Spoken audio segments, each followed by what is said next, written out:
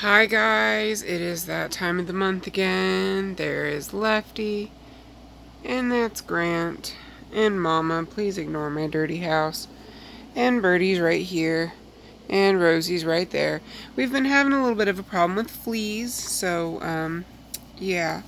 Now check this out real quick, because, I live, in Pennsylvania now, and I am just like super close. I actually got this before September 1st. It mailed August 28th, and it showed up to me on like the 30th or something like that. So that was really cool. So here I am, I've got my Paletteful Pack ready to go. I'm ready to see what's in it for this month. I've got my sketchbooks right here. Got some kind of, I think it's exciting news for you guys here in a minute, but let's see what's in the box first. Oh, I love these mustard colored crinkles. Like that's what it makes me think of, is like fancy mustard. Let's see here. Acrylic gouache. Acrylic, polymer, emulsion, opaque colors. Okay, so I'm assuming that this will be very much like acrylic.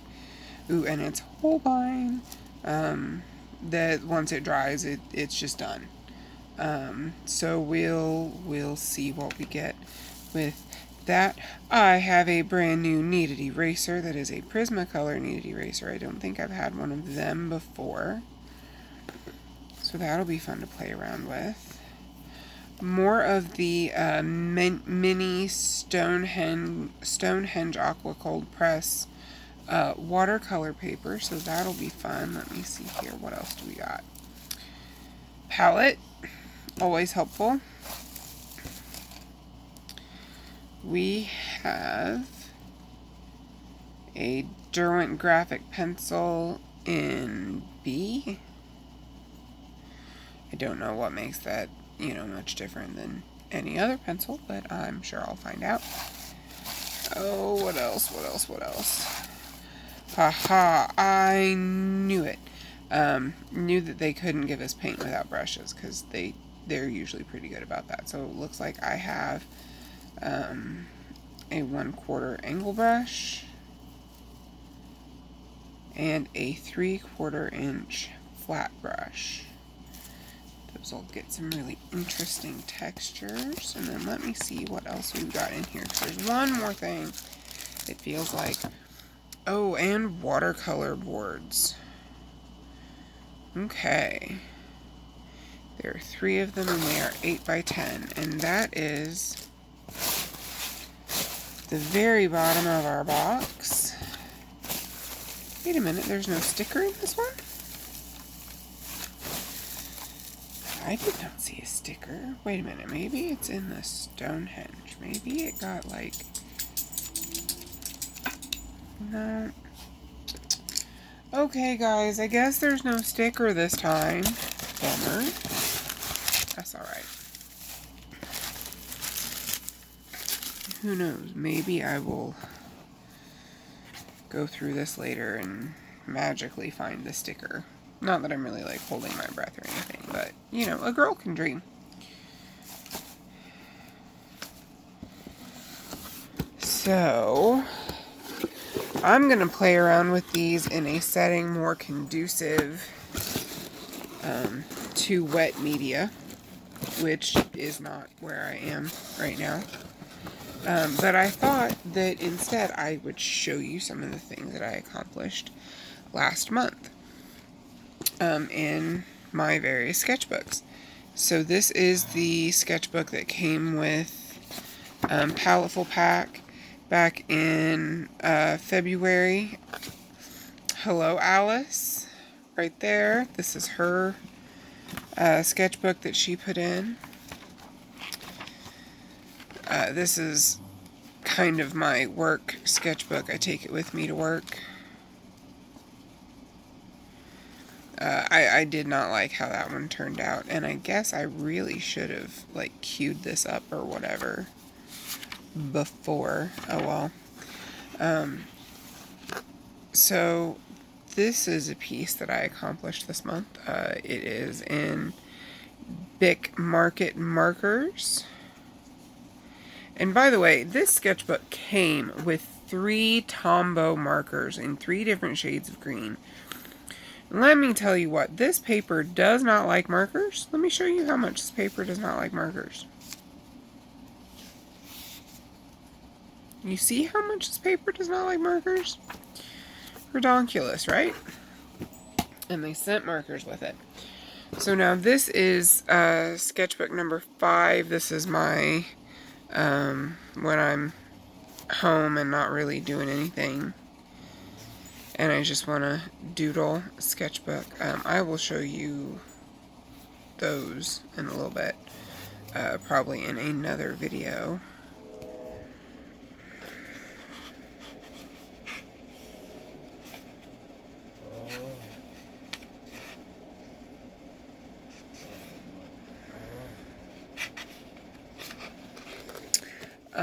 So this is these are the swatches for all of the pastels that came in last month's Paletteful Pack. Like, I just wasn't really, like, super impressed with them. My Ulis that are twist up are just super smooth and buttery, and these were just really dry and chalky. Like, it didn't even feel like a crayon. It felt worse than a crayon. It really felt scratchy. So I actually haven't played with any of these because they just felt yucky. Playing around with some abstractness. I was like, the plan was to do something abstract and color it in, and I didn't like it enough to color it in. I didn't really like this one either. You know, same idea. I just really didn't like it enough to color it. This one I decided to go more angular and geometric with. It turned out really good. Or, you know, goodish. This paper also does not like markers, but not to the extent. See, you've only got like bleed through right there, and it actually did not hit this other page. But like, yeah, that paper does not like markers either. But those markers are water-based markers, not alcohol markers. And the ones from this one, the Bic Markets, are alcohol markers. So this was done with the 3 shades of green from Tombow that came with this sketchbook back in February. And like, at the time doing it, there really isn't enough contrast between the colors for you to really know what you've already laid down. Like, you just, it's really hard, like, to know. So I just kept getting really confused about what I had already laid down and what I hadn't. Like, in the end, I'm okay with it. I wanted to go in and fill in all these little white spaces with something else. So I guess, like, technically it's not, like, done. But I haven't done that yet. Mostly because I haven't figured out what I want to do with it. This was an attempt at an angular rose that I cannot remember how I used to draw them, but I used to be absolutely obsessed with them. This is an attempt, as you can see here from Christopher Hart's book, page 33, Kids Draw Big Book of Everything manga. I really enjoy following kids tutorials and books for kids because I am such a beginner that it just makes more sense to me, or it makes more sense for me to start out with the instructions meant for younger people. This is one that I was really, really happy with until I put in this chartreuse background. I thought it would be really cool and would really brighten it up and pop it and help this corally peach to really, like, pop off the page, and I really don't think that it does that. I really think it kind of distracts, but, you know, we gotta learn. That's what sketchbook is for. It's for practice. Perspective practice. More perspective practice, but I'm not gonna go real in depth with this one. If you know what it is, you know what it is. This is practice for my new sketchbook, which I'm actually getting ready to show you guys.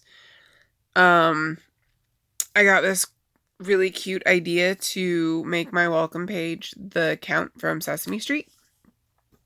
And like as soon as I tried it, I hated it because like I remember the Count being a really simple character and he's actually really, really complex. So I may try this again. I may give up on it and do a whole other welcome page. But let's move on.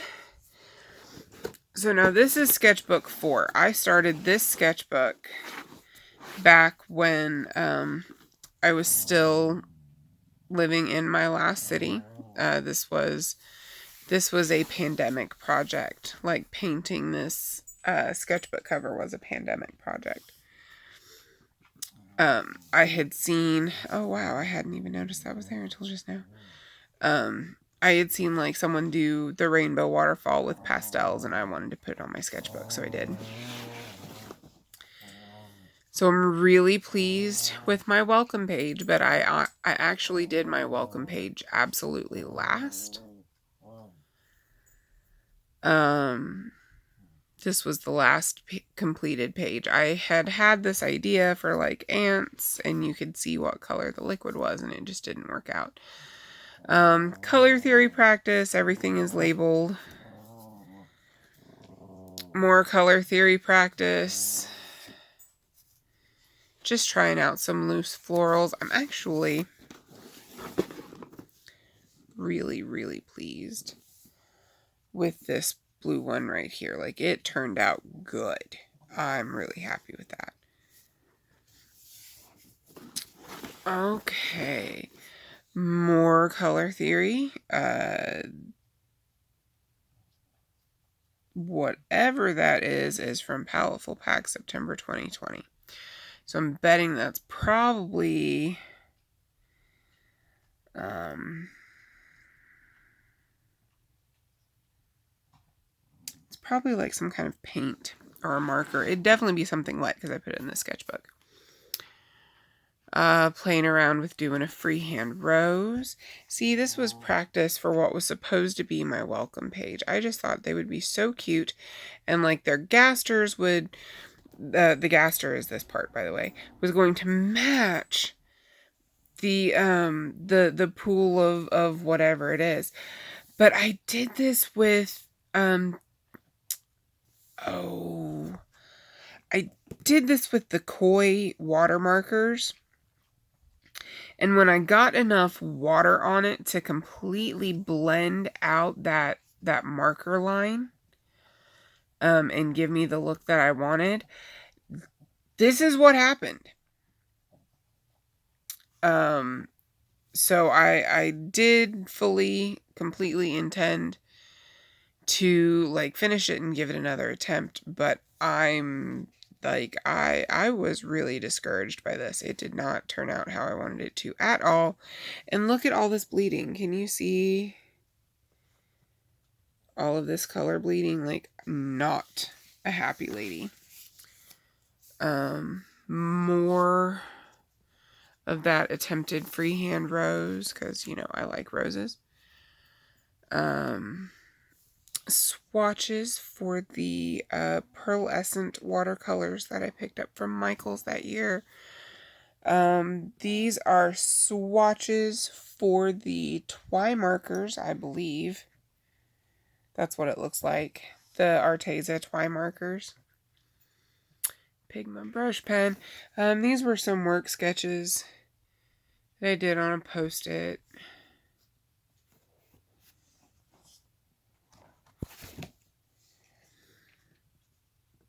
This was all done with like highlighter. Well, that was done with highlighter. This was the koi watercolor markers, that I just wasn't, I think my yellow was starting to die at that point, truthfully. It just was not happening. Some metallic pencils I got at Blick. More of these I call them meditation flowers. I never added any color to her, and I really need to. Like, overall, I'm kind of pleased with how she turned out. I just need to give her some color. This is the Castle Arts 120 pencil set. If you guys are interested in that, I will totally make a video talking to you guys about it. This was supposed to be a full-length portrait of Afra Marsh. A little fan art of Afra Marsh there. Oh, sketch for the piece below it. Like, first attempt. Second attempt, it's not done. I did not finish it.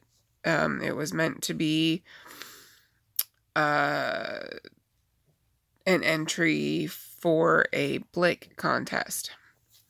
And I didn't get finished in time. Haven't finished it still. But the heart is supposed to look like it's all, like, iced over and frozen. With, like, snowflakes and stuff. It's supposed to be a very cold picture. Color mixing practice, where I'm trying to find colors I want and figure out which colors I want to use. This is all for this, by the way. These last 2 pages have all been for that one piece. Because I knew I just wanted to keep it simple and work with like 3 colors because I had it. This was going to be ooze, but it's just too structured looking to look like ooze, and I don't know how to make it more oozy looking. This I actually had plans on like inking and painting, called T for 2. It was just a drawing exercise out of a book. The exercise was actually just 1 cup, but I thought I would do 2 cups, and then it would be, you know, companions. Second attempt, I can't, like, I'm having problems, as you can see, getting the perspective on the book spines right. Just some more playing around.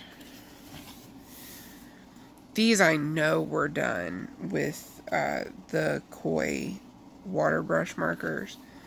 And you just, like this one especially, I think this was highlighter. And then here I switched to the Koi. And like on the camera, this doesn't look bad.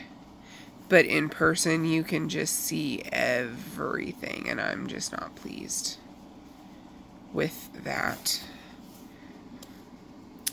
These are the swatches for the Nicholson's Peerless watercolor that they sent. More playing around with loose form flowers. I've been really inspired by mushrooms and mushroom houses and like where gnomes might live. So this was like gonna be that until this happened. This is the Arteza brush markers, the real brush pens. So be aware of that. Like this may not happen if you just leave the color alone and don't add water, but I did add water.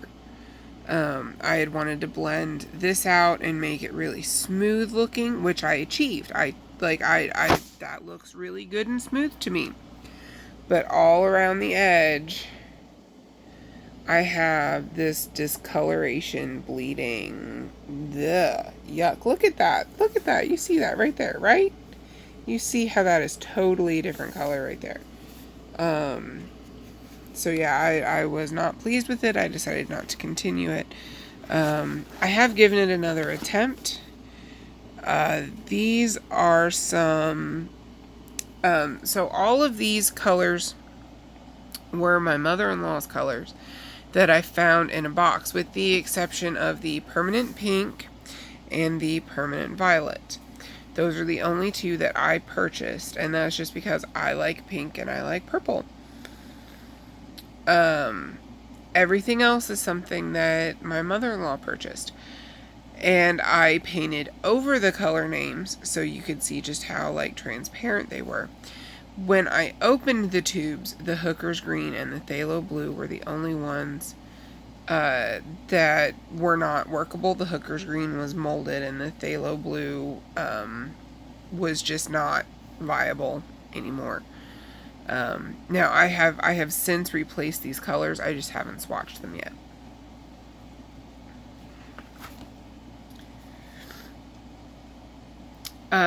This is the Savoir Faire gouache. Like it reactivates. It does reactivate. But you only get the opacity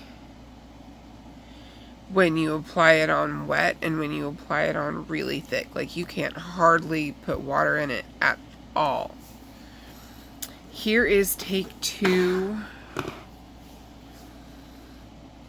of the one that you saw. This took me like a whole afternoon.